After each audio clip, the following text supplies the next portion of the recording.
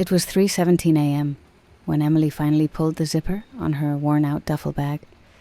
Her hands trembled so badly she nearly dropped it, but she tightened her grip and slipped out of the bedroom like a shadow.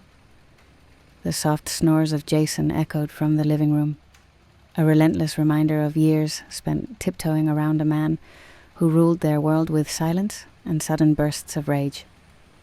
In the next room, her daughter Sophie, 5 years old, slept soundly. She was curled around a threadbare stuffed unicorn, missing one eye, but still treasured like a sacred relic. Emily bent over, brushing tangled curls from her forehead. "Baby," she whispered, her voice soft as breath. "We're going on a little adventure." Sophie's eyes fluttered open. "Is it Disneyland?" she mumbled, half asleep. Emily smiled, though her throat tightened with tears. Something better. A place with stars. The apartment reeked of stale beer and fried onions. Last week, Jason had thrown a plate against the wall because she forgot to buy ranch dressing. The chip in the drywall still stared at her every morning, like a scar only she could see. Every movement was careful. Every zipper pulled, every drawer opened, every soft footfall on the carpet felt like it could trigger something explosive. But she didn't stop. Not tonight. She slipped through the door with Sophie bundled in her arms, the duffel hanging from her shoulder. She locked it behind her, a small final act. A bus took them across town, and then another. Emily kept checking over her shoulder, heart hammering. At the shelter, the air smelled like bleach and cheap disinfectant.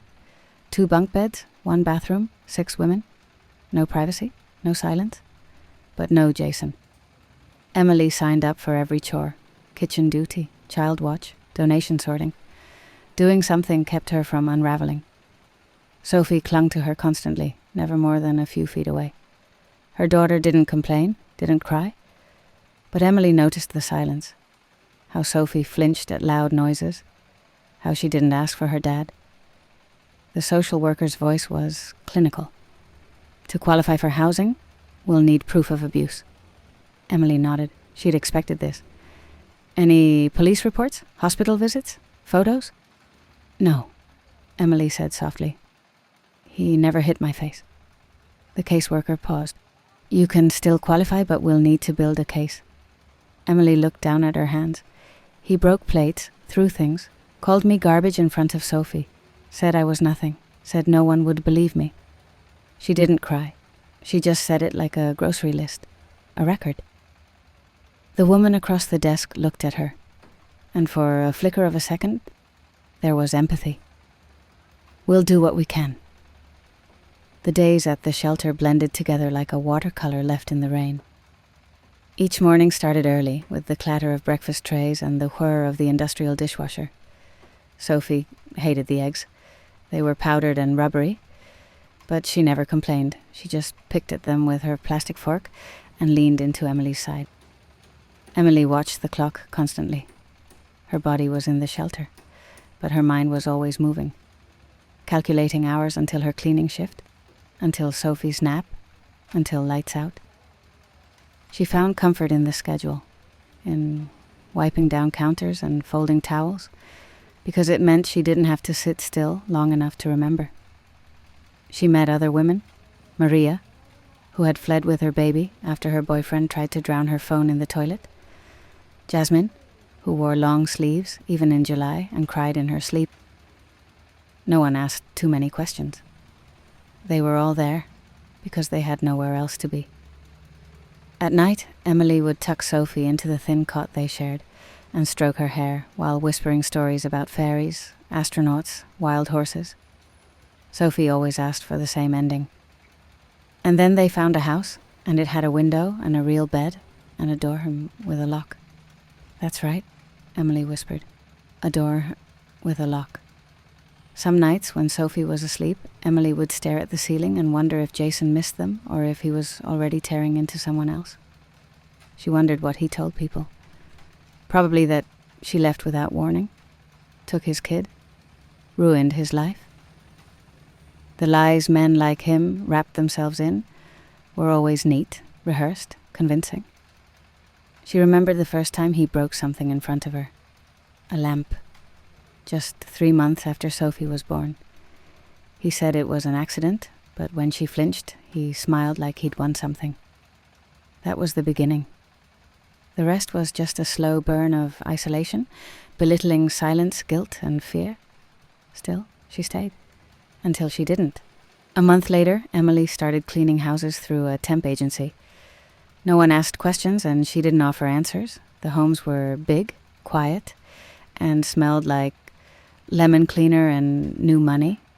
She vacuumed rugs that cost more than she made in a month. She folded towels in bathrooms larger than her entire shelter room. Once she walked into a living room where a woman sat on a velvet couch, tears rolling down her cheeks. She wore designer workout clothes and didn't acknowledge Emily's presence. Just stared ahead, earbuds in. Grief, Emily thought. Doesn't care about zip codes. She made a game of collecting glimpses of their lives, expensive wine bottles in recycling bins, broken perfume caps, lipstick on coffee mugs. She built stories for them in her head, not to judge, but to understand. Everyone had cracks. Some just hid them better. Sophie adjusted to the new routine quickly. She was quieter than before, but observant. One afternoon, after Emily picked her up from a church daycare, she looked up and asked, "Are we rich yet?" Emily laughed. Almost. That night, they ate peanut butter sandwiches on a shared mattress, while Sophie recited facts about planets from a borrowed book. "Pluto's not a planet anymore," Sophie said sadly. Emily smiled. "That's okay. Pluto still exists, even if people don't call it what it used to be." The caseworker called on a Thursday afternoon. Emily had just finished wiping down baseboards in a townhouse with granite everything. "We found a unit," the woman said. "It's not perfect, but it's yours, if you want it." Emily didn't hesitate. "I want it." That night, she and Sophie stood in the middle of their new studio apartment, holding 2 trash bags and a plastic flamingo Sophie had insisted on keeping. The flamingo had lost its stand and leaned awkwardly in the corner, but Sophie beamed at it like it was gold. The apartment was small, the tile was cracked, the kitchen sink creaked when the faucet turned, but the heater worked, the window opened, and the door had a lock. Emily cried when she turned the heat on and warm air came out. Not just because it worked, but because she didn't have to ask permission. They bought a second-hand mattress from a woman on Facebook Marketplace, dragged it up the stairs themselves. Emily scraped her knee. Sophie said they were warrior girls. Emily smiled through tears. "Yes, baby, we are." She framed Sophie's latest drawing and hung it by the door. 2 stick figures holding hands, a giant yellow sun over their heads. The caption in Sophie's handwriting read, "Me and Mommy. Safe." Jason tried to find her. He sent letters, most of them torn at the edges, filled with scribbled apologies and half-blamed accusations. He called from blocked numbers, left voicemails she never listened to.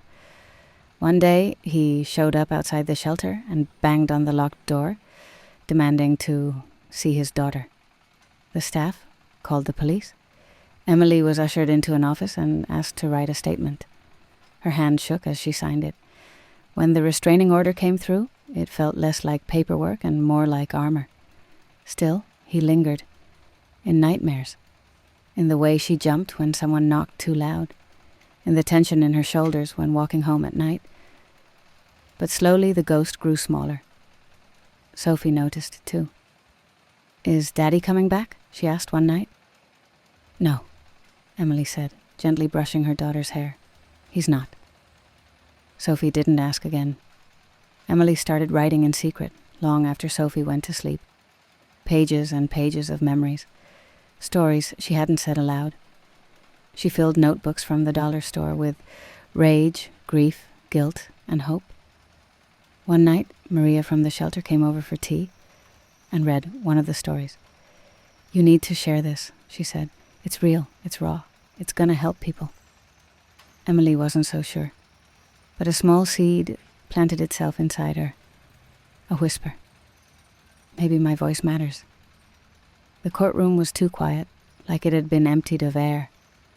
Emily sat on the left side, hands clenched in her lap.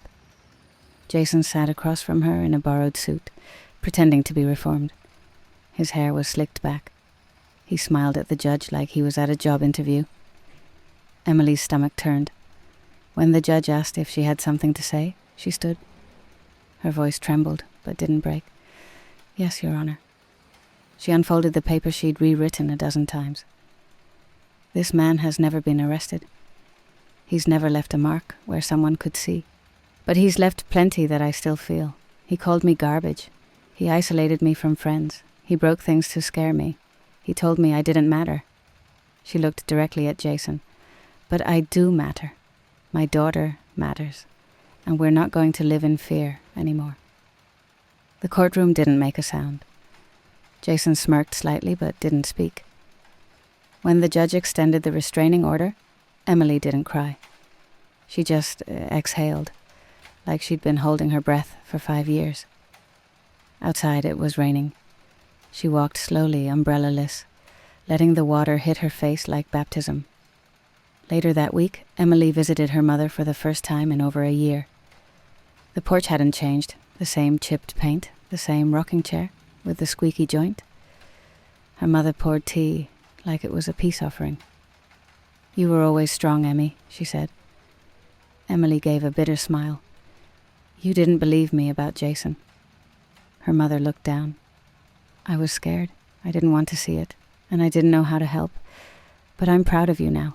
You saved Sophie." They sat in silence for a long time. Forgiveness wasn't a door, it was a hallway. You had to walk it one quiet step at a time. Inside the house, her childhood bedroom still had faded stickers on the mirror. She stared at her reflection for a long time. The same face, but not the same woman. That night, Emily dreamed of stars and locks and open fields. That fall, Emily applied to a local community college. The application sat open on her screen for 2 full days before she dared to hit submit. She told herself she was too tired, too busy but really, she was scared of failing, scared of being too old, too broken, too late. In the essay section, she wrote, "My daughter once asked me if I was brave. I told her no. Now I tell her bravery isn't about not being scared. It's about leaving anyway. It's about opening a door with no idea what's on the other side." She was accepted. She enrolled in night classes, English literature, of course, and kept cleaning houses during the day. Her professor, Dr. Rivera, was a woman in her 60s, with sharp eyes and a sharper mind. On the 3rd week, she pulled Emily aside after class. "You have a voice," she said. "Don't let it go quiet again." Emily hadn't realized how much she'd needed to hear that. She started a blog. Late nights, after dishes and homework and bedtime stories. She wrote about her life, not the glamorous version, but the real one.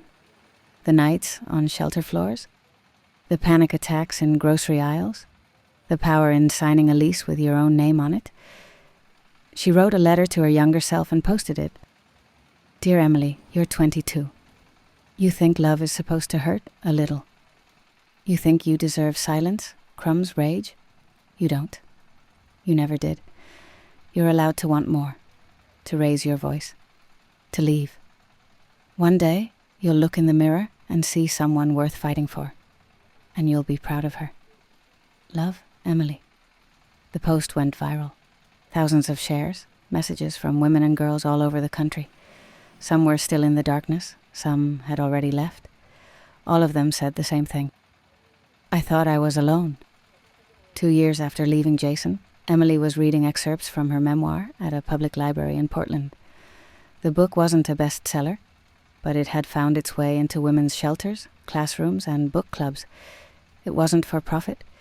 It was for power, for healing. Sophie, now 10, sat in the front row, with braces and an attitude, arms crossed, but eyes soft. When the Q&A began, a woman stood and asked, "How did you know when you were finally free?" Emily paused, looked at her daughter. "When I stopped flinching at my own reflection." The audience applauded, but Sophie just smiled.